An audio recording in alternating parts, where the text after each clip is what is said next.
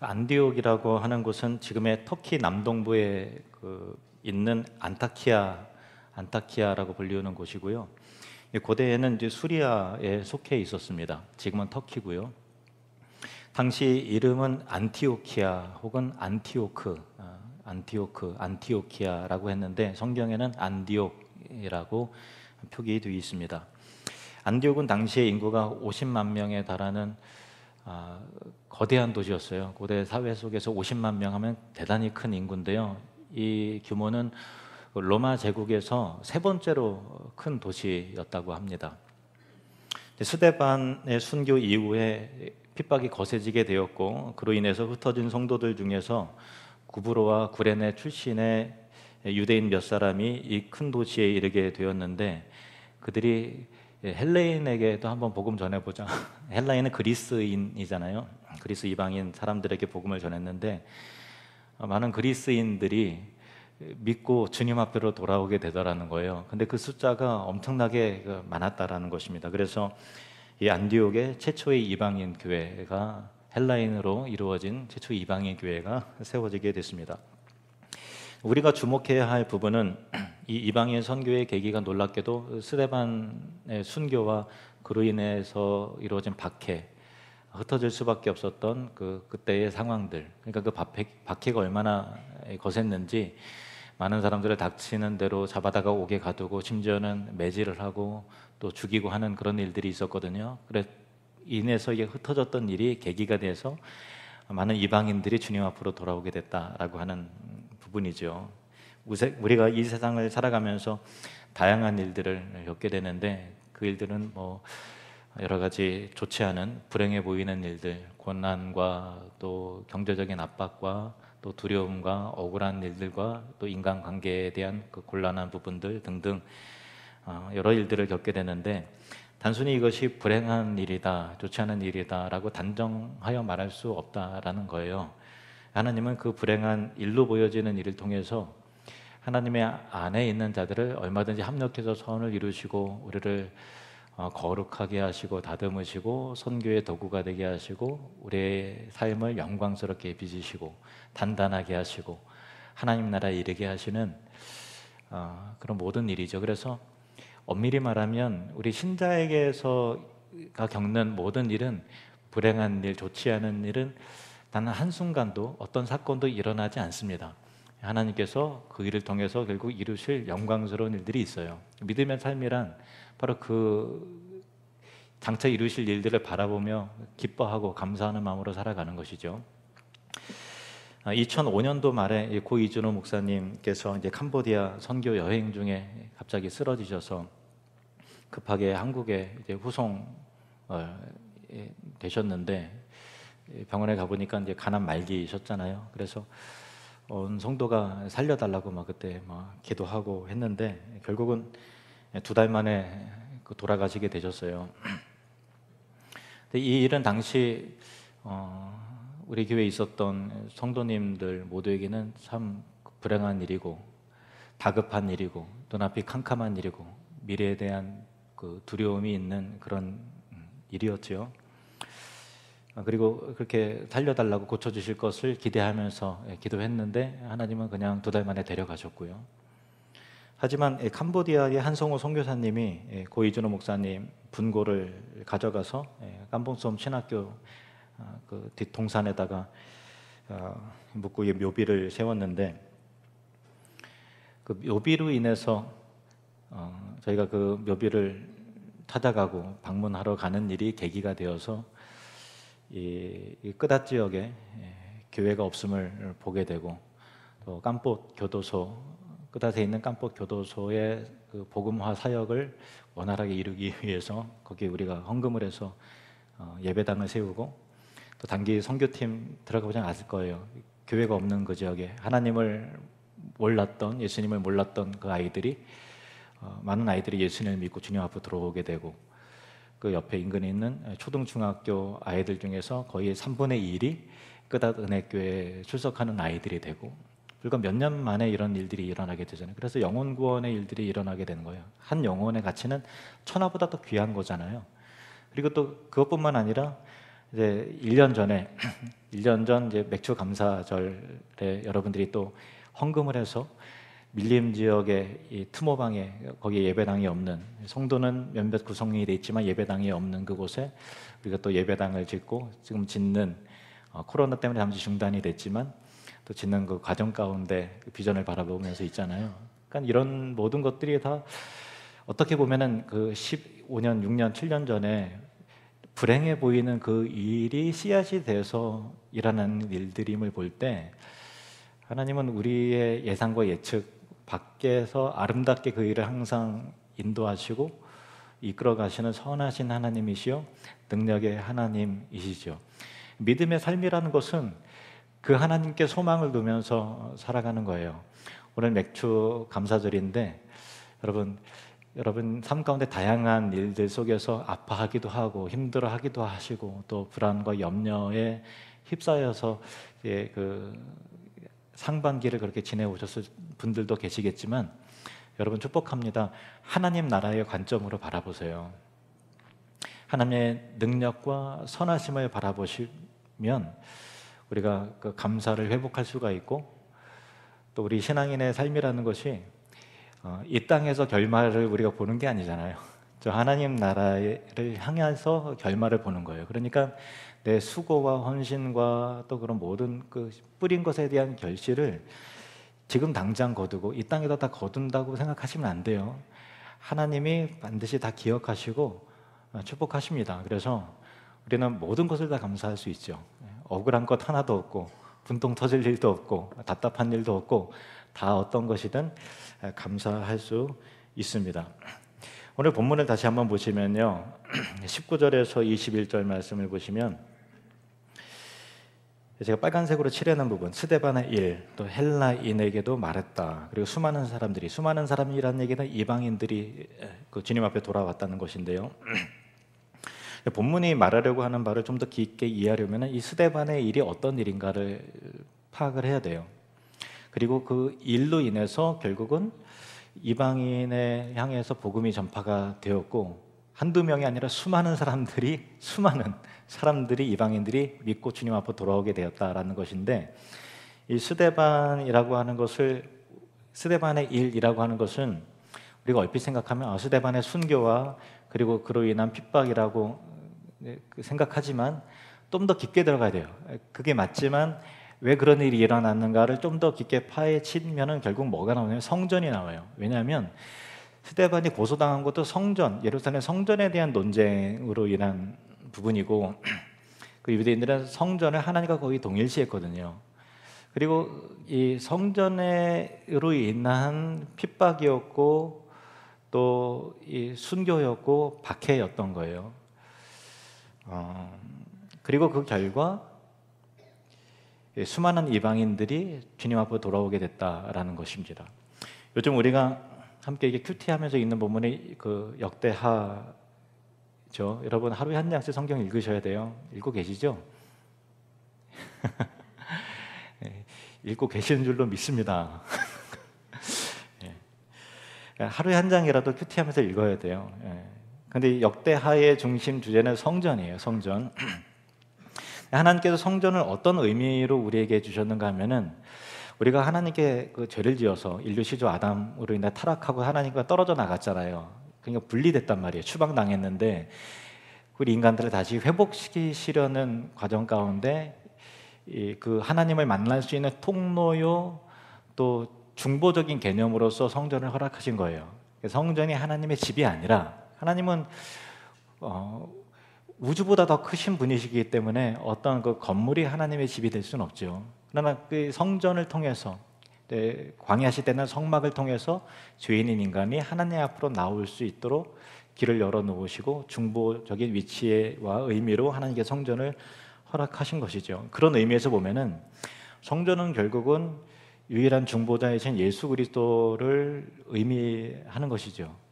예수님을 통해서만 죄인인 우리가 하나님 앞에 나아갈 수 있잖아요. 그리고 성전 안에서 이루어지는 제사와 양식과 모든 것들은 다 그리스도 예수를 의미하고 있습니다. 예수님께서도 스스로를 가리켜 성전이라 하셨고요. 그래서 유대인들을 향해서 너희가 이 성전을 헐라 내가 사흘 만에 다시 일으키리라 말씀하셨죠. 자기를 향해서 이 성전을 헐라라는 거예요. 그러니까 십자가의 죽으심과 사흘 만에 부활하실 것을 말씀하심인데, 유대인들은 건물로서의 성전으로 받아들인 거죠. 그러니까 눈이 감겨져 있고 귀가 어둡기 때문에 그런 것인데, 뭐라고? 이 예루살렘 성전을 너가 허물어서 사흘 만에 다시 세운다고? 이건 신성모독이다. 그렇게 해서 예수님을 죽이려고 한 거고, 스데반과의 논쟁도 결국 예수님께서 하신 말, 이 성전을 허물다 할 때 이 사람이 주장하는 바는 성전을, 예루살렘 성전을 감히 허문다고 그런 말을 하고 돌아다닙니다. 뭐? 이건 신성모독이다. 그렇게 해서 논쟁하다가 이렇게 결국 돌맞아 죽은 거 아닙니까? 성전이라는 개념을 오늘 본문 말씀의 중요한 키워드로 이해를 해야 되는 거예요. 다시 역대하로 돌아가서요, 솔로몬이 성전을 짓는데 가장 중요한 역할을 하는 사람들이 나와요. 누구냐면 놀랍게도 이방인들이에요. 이방인들. 자, 역대하 2장 1절에서 3절 말씀을 보시면, 솔로몬이 여호와 이름을 위하여 성전을 건축하고 자기 왕위를 위하여 궁궐 건축하기를 결심하니라. 솔로몬이 이에 짐군 7만 명과 산에서 돌을 떠낼 자 8만 명과 이를 감독할 자 3,600명을 뽑고, 3절에 솔로몬이 사절을 두로 왕 후람에게 보내어 이르되, 당신이 전에 내 아버지 다윗에게 백향목을 보내어 그가 거주하실 궁궐을 건축하게 한 것 같이 내게도 그리하소서. 성전을 건축하기로 결심한 솔로몬은 이스라엘 북쪽에 지중해 해변에 있는 두로 왕 후람에게, 열왕기에서는 후람이 히람으로 나오는데요, 히람 동일 인물입니다. 이 후람에게 성전 건축에 도움을 요청을 하는 거죠. 그리고 성전 건축의 목적을 밝히고 있는데, 이 두로라고 하는 나라는 페니키아를 말하는 거예요. 페니키아는 신약 시대에는 뭐라고 이게 소개가 되냐, 베니게라고 소개가 되어 있어요. 베니게는 페니키아고 페니키아는 두로입니다.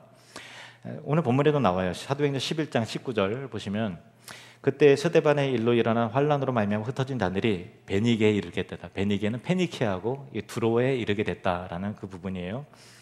솔로몬이 이 두로 왕에게 이렇게 말합니다. 2장 4절, 이제 내가 나의 하나님 여호와의 이름을 위하여 성전을 건축하여 구별하여 드리고 주 앞에서 향 재료를 사르며 항상 떡을 차려 놓으며 안식일과 초하루와 우리 하나님 여호와의 절기에 아침 저녁으로 번제를 드리려 하오니 이는 이스라엘의 영원한 규례니이다. 성전 건축의 목적을 밝히는데, 성전 안에서 이루어지는 제사와 그 안에 이루어지는 모든 그 제도에 대해서 말하는 거예요. 주 앞에서 향 재료를 사르고 항상 떡을 진설해 놓고 안식일과 초하루와 또 하나님의 절기에 아침 저녁으로 번제를 드리려 한다라는 것은요, 신약의 의미에서 말하면 누구를 말하면 예수 그리스도를 말하는 거예요. 예수 그리스도의 그 속죄 제사의 모든 내용들입니다. 그래서 솔로몬이 이것은 이스라엘의 영원한 규례다라는 것도 이게 영원한 복음을 말하는 거예요. 그러니까 솔로몬이 성전을 건축하면서 이방 사람들에게 사절을 보내고 서신을 띄워서 복음의 메시지를 전하는 거죠. 그 다음 절 5절 6절 말씀 보시면, 내가 건축하고자 하는 성전은 크니 우리 하나님은 모든 신들보다 크심이라. 누가 너희 하나님을 위하여 성전을 건축하리요 하늘과 하늘들의 하늘이라도 주를 용납하지 못하겠거든. 내가 누구에게 어찌 능히 그를 위하여 성전을 건축하리요 그 앞에 분향하려 할 따름이니이다. 성전인데 그 이방 신들은 어떤 집을 지으면 그게 그 집 안에 그 우상의 집이 되는 거예요. 그런데 솔로몬은 감히 하나님의 집이라 할 수 없다. 왜냐하면 하나님은 하늘들의 하늘보다 더 크신 하늘 위에 계신 하나님이시기 때문에 감히 사람의 손으로 지은 것을 어찌 하나님의 집이라 할 수 있으리요. 단지 우리가 하나님 만나기 있고 하나님 예배하기 위해서 분향하기 위해서 건축하려 한다라고 하나님의 위대하심을 말하죠. 이방 신과 비교될 수 없는 능히 크신 하나님에 대해서 소개를 하고 있는 것입니다. 이에 대해서 이 복음의 메시지를 듣고서 이 이방인 후람이 어떻게 반응을 하는가 하면 그 답장을 한번 보십시오. 11절 12절 말씀 보시면, 두로 왕 후람이 솔로몬에게 답장하여 이르되 여호와께서 자기 백성을 사랑하심으로 당신을 세워 그들의 왕을 삼으셨도다. 후람이 또 이르되 천지를 지으신 이스라엘의 하나님 여호와는 송축을 받으실지로다. 다윗 왕에게 지혜로운 아들을 주시고 명철과 총명을 주시사 능히 여호와를 위하여 성전을 건축하고 자기 왕위를 위하여 궁궐을 건축하게 하시도다. 아멘. 후람이 이방 사람이지만 하나님을 아는 거예요.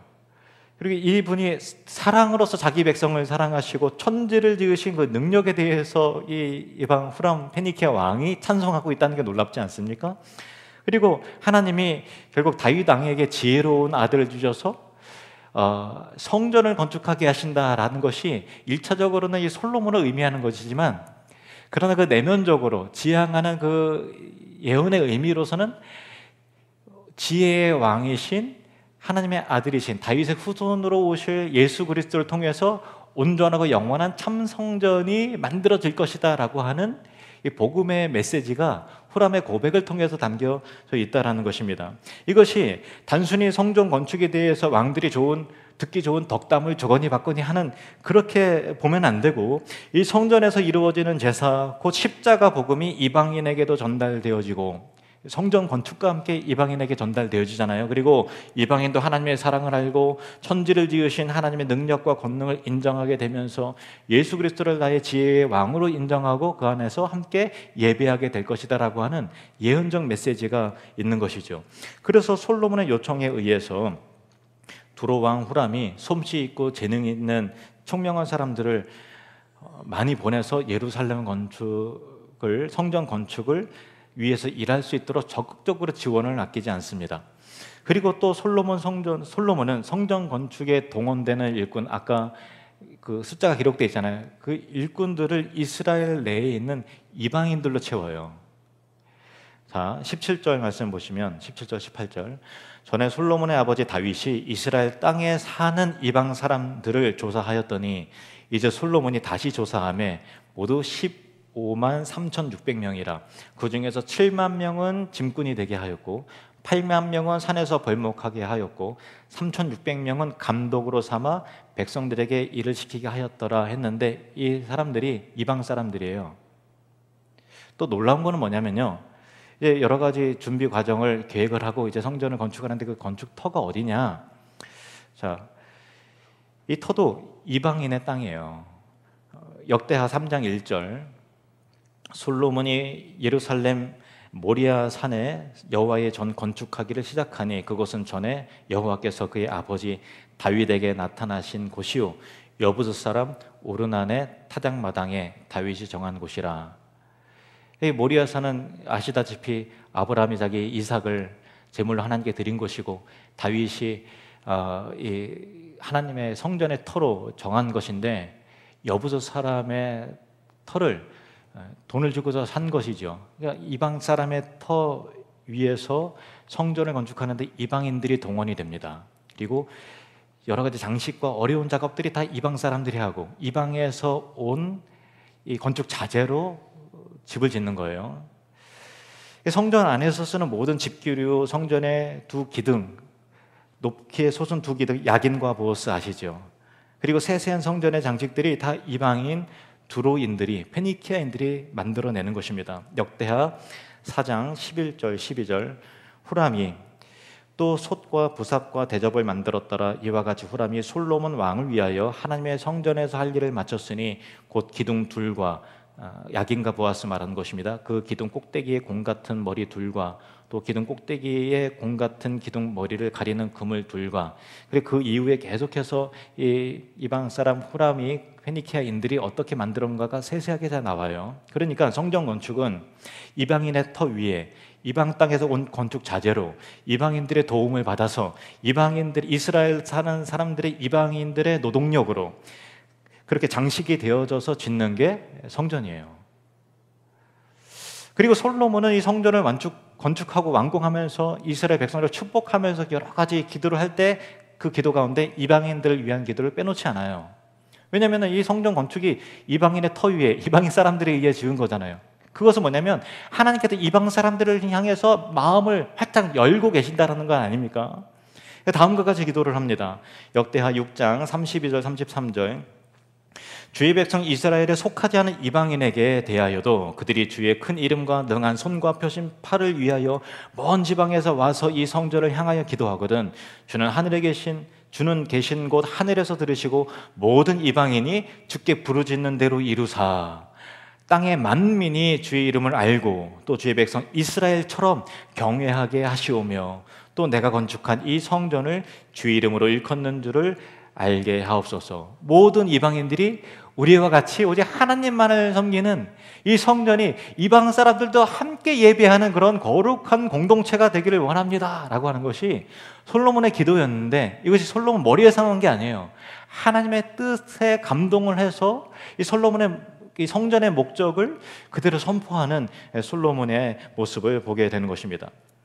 이사야 56장 6절에서 7절 말씀 보시면 이사야 선지자가 다음과 같이 말합니다. 또 여호와와 연합하여 그를 섬기며 여호와의 이름을 사랑하며 그의 종이 되며 안식일을 지켜 더럽히지 아니하며 나의 언약을 굳게 지키는 이방인마다 내가 곧 그들을 나의 성산으로 인도하여 기도하는 내 집에서, 성전을 말하는 것이죠, 그들을 기쁘게 할 것이며 그들의 번제와 희생을 나의 제단에서 기꺼이 받게 되리니, 그들의 예배, 그들의 번제와 희생을, 이방인들의 예배와 번제와 희생을 내가 기꺼이 받는다라는 거예요. 이는 같이 읽겠습니다. 시죠. 이는 내 집은 만민이 기도하는 집이라 일컬음이 될 것입니다. 아멘. 여기서 만민이 기도하는 집이다. 우리 성전을 하나님의 성전은 만민이 기도하는 집이야 이렇게 말하잖아요. 근데 그 만민은 그냥 모든 사람들이 기도하는 것이지 라고 그냥 너무 쉽게 생각하지만 이 문맥은 이방인을 타겟으로 하고 있다는 거예요. 그냥 만민이 아니에요. 이스라엘 밖에 있는 인종이 다르고 언어가 다른 흩어진 그런 민족들을 하나님께서 부르시면서 그 만민이 기도하는 집이라 일컬음을 받게 되리라. 그러니까 이 선교는 갑자기 신약시대 갑자기 뜬금없이 등장한 개념이 아니고요, 창조 때부터 하나님께서 열방을 향한 사랑과 열방을 구원하시고 열방을 품으시고 또 예루살렘 성전을 지으시면서 열방을 향해 문을 열어놓으시는 그 선교적 하나님이심을 보게 되는 것이죠. 같이 따라해 보겠습니다. 내 집은 만민이 기도하는 집이라. 아멘. 그러나 안타깝게도 이스라엘 사람들은 늘 이방인들에 대해서 배타적이고요, 자기들은 아브라함의 후손이다라고 하는 선민의식 속에 사로잡혀 있었고, 세월이 지나면서 그들은 하나님을 떠나게 되었고 성전의 본래 기능과 의미를 잃어버렸어요. 형식주의적인 어떤 종교적인 걸로 생각하고 하나님을 건물에 갇혀 계시는 하나님이 아니신데 건물 안으로 가둬버렸어요. 그리고 하나님 성전 아닌 곳은 마음대로 하다가 절기 때 되고 뭐 하라 그러면은 형식적인 제사는 드리지만 진심으로 하나님을 경외하지 않죠. 그러니까 한쪽 발은 예루살렘 성전에 담겨져 있긴 있는데 또 한쪽 발은 세상을 향해서 닫고 있는 그런 세상의 우상을 섬기는 그런 이 타락한 신앙으로 변질이 되었습니다. 그래서 솔로몬 성전은 바벨론의 침략을 받아서 파괴가 되었고요, 완전히 파괴가 되었고, 그리고 포로기 이후에 귀환한 수룹 바벨에 의해서 다시 예루살렘 성전이 재건이 되는데, 이 성전이 재건이 될 때에 성전 바깥에 있는 바깥들을 이방인의 뜰이라고 정했어요. 그래서 이 이방인의 뜰은 성전의 헤롯 성전도 마찬가지예요. 성전 안에 성소가 있고 지성소가 있는 것보다 훨씬 더 큰 규모의 이방인들이 드나들 수 있는 그런 성전의 뜰을 만들어 놓은 거예요. 물론 성소와 지성소 예배 초소까지 이방인들이 진입할 수 있는 건 아니지만 이방인의 바깥 뜰까지도 성전이기 때문에 성전 안으로, 넓은 의미의 성전 안으로 이방인들이 다 들어올 수 있게 한 것이죠. 수르바벨이 그렇게 한 겁니다. 그래서 앞서 솔로몬이 성전을 건축하고 완공한 후에 기도한 내용을 들어보면 역시 이 이방인의 뜰을 염두하고 기도한 것이라 할 수 있는 것입니다. 그런데 예수님 당시에 유대교 종교 지도자들이 성전을 상업적인 수단으로 변질을 시키고 이방인들을 위한 바깥들, 이방인의 뜰에 이방인들을 하나님께 나올 수 있도록 하기 위해서 이방인의 뜰이 만들어진 거잖아요. 그런데 이방인들의 뜰을 들어올 수 없게 하고 장사하는 걸로 완전히 다 바꿔버린 거예요. 상업적인 용도로 변질을 시켜버린 거죠. 그래서 돈을 바꾸고 또 이게 재물을 갖고 오는데 그냥 갖고 온 건 안 받고 여기서 비싼 가격에 재물을 팔고 상거래 수단으로, 또 우리 대제사장과 여러 종교 지도자들의 주머니를 채우는 도구로 전락을 시킨 겁니다. 그래서 예수님께서 대노하시면서 성전 안에 있는 이방인의 뜰에서 장사꾼들을 내쫓으시는 것이죠. 마가복음 11장 15절에서 17절, 그들이 예루살렘에 들어가니라 예수께서 성전에 들어가사 성전 안에서 매매하는 자들을 내쫓으시며, 이방인의 뜰입니다.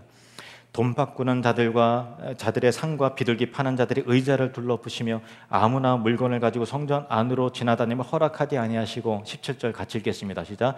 이에 가르쳐 이르시되 기록된 바 내 집은 만민이 기도하는 집이라 칭함을 받으리라고 하지 아니하였느냐. 너희는 강도의 소굴을 만들었도다 하시매. 예수님께서 대노하신 이유가 뭐죠? 만민이 기도하는 집, 즉 유대인뿐만 아니라 이방인들도 하나님 앞에 나올 수 있도록 하게 하셨는데, 유대인들은 자기 스스로 또 하나님을 경외하지 않을 뿐더러 진정한 예배도 드리지 않을 뿐더러 이방인들을 가로막고 서서 그 안에서 상거래를 이루면서 교회를, 이 성전을 변질시켰다라는 거예요. 이 변질시킨, 강도의 소굴로 변질시킨 거에 대한 정말 그 주님의 진노이고 질책인데, 이 예수님의 노하심 속에서 엿보게 되는 것은 뭐냐면 흩어진 이방인에 대한 사랑과 열심이 있는 거예요. 내 집은 만민이 기도하는 집이라, 열방의 사람들이 이 집에 와서 같이 기도하고 예배해야 될 것이라고 말했는데 너희는 강도의 소굴로 만들었다라는 거예요. 이 진노의 마음 가운데 이방인을 향한, 열방을 향한 하나님 아버지의 사랑과 애타는 그 열심이, 그 열정이 있다라는 것입니다.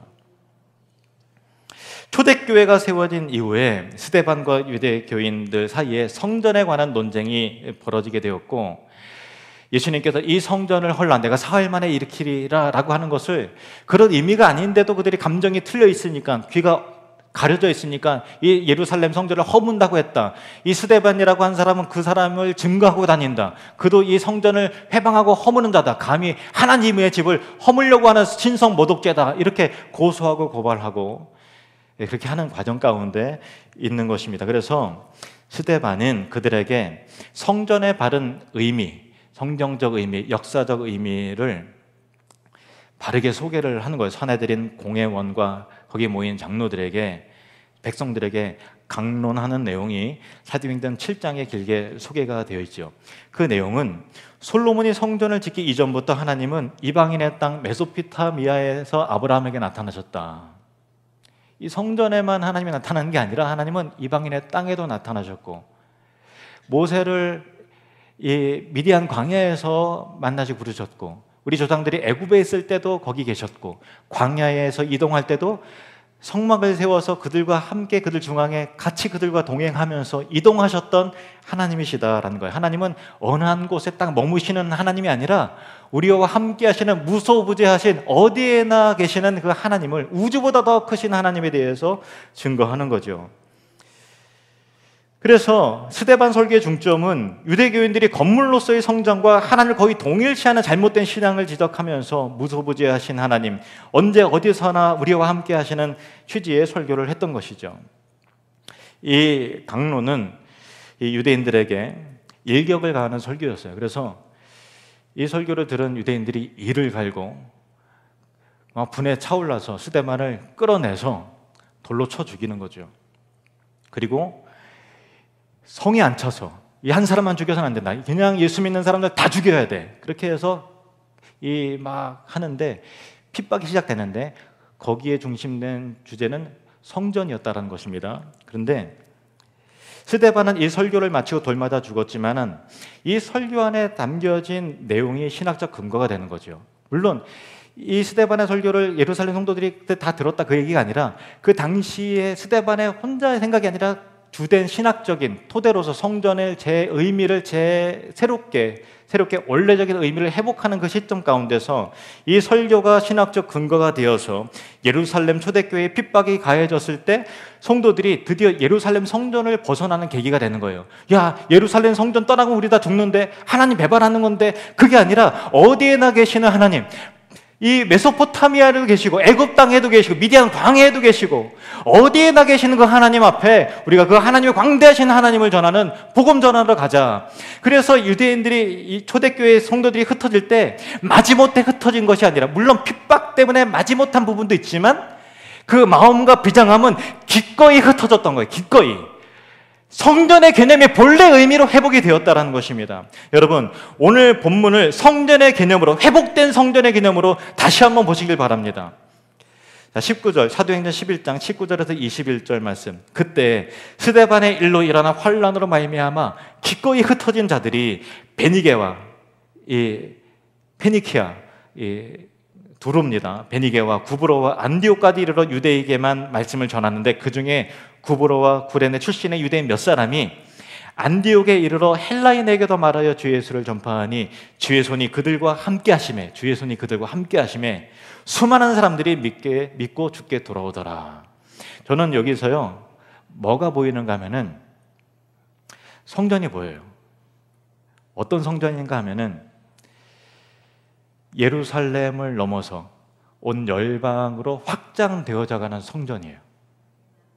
그리고 그 성전 안으로, 뜰 안으로, 성소와 지성소 안으로 하나님의 손이 이방인들을 불러서 모으시는 거예요. 하나님의 열심으로 기다린 그 사랑과 애틋한 마음으로 저와 여러분을, 이방인을, 땅끝에 있는 백성들을 불러 모으신다라는 거예요. 사도행전의 기록자인 이 누가는 이 위대한 역사를 기술하면서 주의 손이 그들과 함께 하심에 하는 거예요. 이 일의 주도권을 하나님이 쥐고 계신다는 거예요. 사람의 상상과 어떤 우연한 기회 때문에 그렇게 된 것이 아니라 하나님의 열심에 의해서 만들어진 복음이요 선교라는 것이고, 이 선교의 운동 가운데 저와 여러분도 이방인이지만 하나님을 알지 못하고 우상을 섬기는 자들이었지만 이제 성전의 뜰 안으로 참 성전 대신 예수 그리스도 안으로 들어와서 하나님을 마음껏 예배하는 자들이 되었다라는 것이 얼마나 감격스럽고 얼마나 놀랍습니까? 참 성전이신 예수 그리스도 안으로 이제 초청이 되어서 진입한 자들이 저와 여러분인 것입니다. 그리고 이 시간 지구촌 곳곳마다 온 열방과 민족 가운데서 이 시간 같이 여러 민족들이, 여러 이방인들이 하나님의 백성이 되어서 함께 예배하고 있는 거예요. 함께 주님을 찬양하고 있는 거예요. 이 얼마나 감격스럽고 이 얼마나 대단한 일입니까? 맥추감사절에 또 다른 말은 오순절이에요. 오순절에 초대교회가 세워졌잖아요. 그 교회는 유대인만의 교회가 아닌 거예요. 각 나라와 족속과 언어로서 방언이 터졌잖아요. 이방인들을, 모든 민족을 향한 교회죠. 이 모든 민족의 예배가 지금 이 시간 각 족속에서 자기의 언어로 그렇게 예배하고 있다라는 신비한 광경 속에 우리를 성전 안으로 불러 모으셔서 주님의 교회 되게 하신 그리스도의 이름을 찬양하고 감사해야 되는 거예요. 그게 우리 맥주 감사절에 정말 감사해야 되는, 구원을 감사하고 이방인인 우리를 불러주신 하나님의 거룩한 손길을 감사하는 저와 여러분이 되시기를 바랍니다. 주님의 능력과 구원의 손길은 지금도 우리와 함께 하심을 믿습니다. 주의 손이 우리와 함께 하실 때 구원과 위로와 회복의 역사가 나타나게 하시고, 주의 손이 우리가 함께 할 때 불행해 보이는 일들도, 핍박과 환란이 일어날지라도 그 일을 통해서 영광을 받으시고 우리를 새롭게 하시는 하나님의 거룩한 능력의 손인 줄로 믿습니다. 주의 손이 우리와 함께함으로 우리를 통해서 하나님 나라가 더욱 놀랍게 확장될 줄로 믿습니다. 기도하시겠습니다.